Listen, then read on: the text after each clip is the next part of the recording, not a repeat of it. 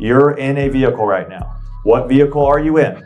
And can that vehicle to get you to where you want to go? When I say vehicle, can your upline, can your support system, can what you're currently doing get you where you want to go? And if that answer is yes, phenomenal. If that answer is no, it's a you problem. And you have to make a decision to do something different, because if you don't do something different, nothing's going to change.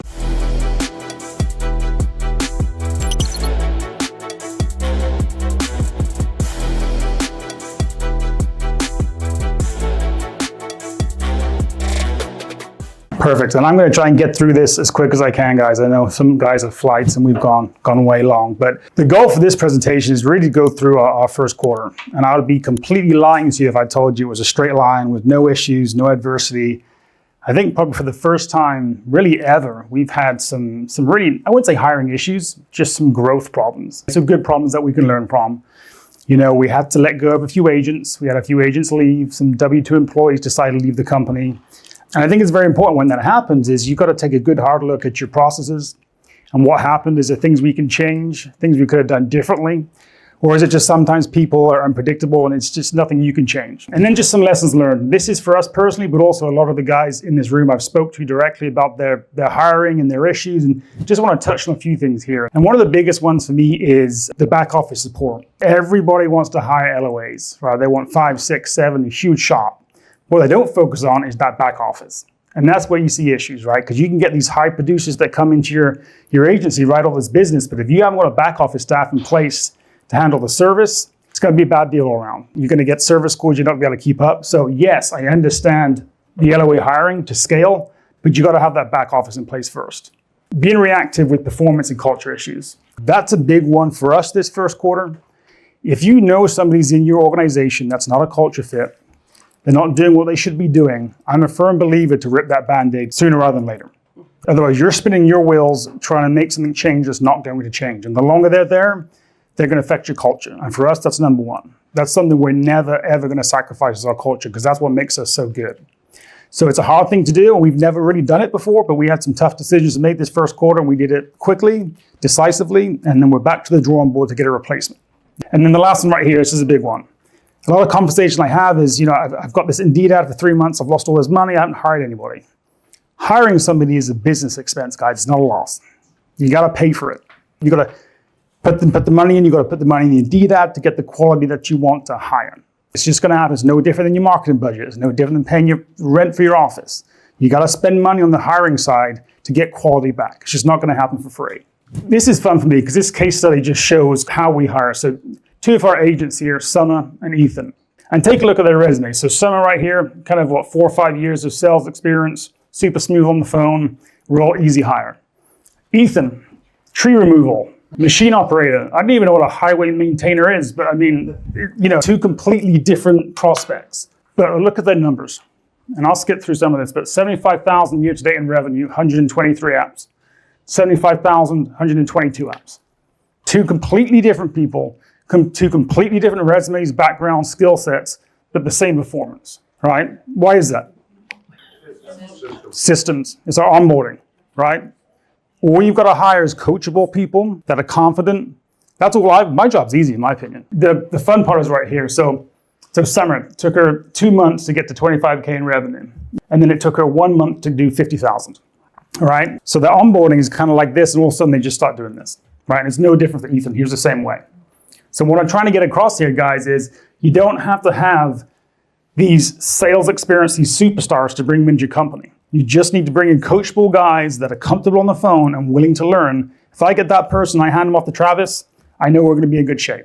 Our admin assistant manager role, Kara went into finance. She originally was admin. Megan Hughes, she was a top 3 producer for us, still is. Ashton was admin. Delaney was admin. And they've all promoted themselves due to their performance into these probably 4 extremely important positions for us. So when I'm interviewing for this role, I'm looking for an admin assistant to do the job. But what I'm really looking for is where can this person be in a year? Where can they transition to help us in different, because we're growing so fast, we can't hire quick enough. So if I can use this position as a feeder role and get them into these other positions we're looking for, it's a quick win. It's instant success there. So my admin assistant does the first, she'll open the resumes, she'll do the first call just scream. So for the admin, she pretty much manages that first part. The agent, I'm doing 90% of the agent recruitment. So I'm opening the resume, she's setting the call on my calendar, and I'm doing that whole process for the agent side. So that's all me. So how many interviews out of 400 applicants do you do? 10%. Yeah, I mean, you've got to remember, that first phone call you have with these guys, you know in 30 seconds whether they're going to the next step. Are you doing the first phone call or is she? I'm doing the first phone call. You are. Because I know what I'm looking for. The agent, I know in 30 seconds. Brian.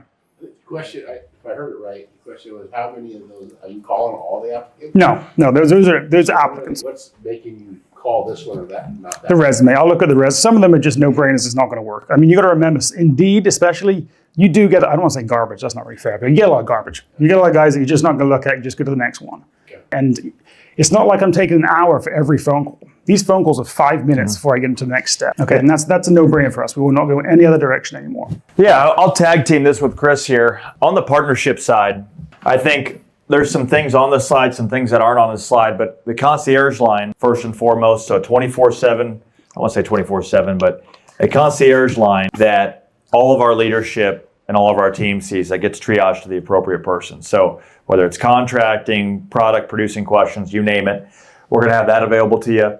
Weekly GHW team calls. So we have a daily team meeting. Our partners are welcome on Tuesdays and Thursdays. You can jump into any department, marketing, sales, operations, HR, you name it. You can jump into anything there. I have another operator only call on Wednesdays. So all of our agency owners are welcome to meet with me on our operator GHW partner call on Wednesdays. So essentially you get another hour with me per week where it's just solving your problems. So I'm working with you weekly on that. White gloves. So we talked a lot about white glove. Our partners get 50% off of white glove services, which is a huge, obviously, incentive there to really bring on our marketing department to you.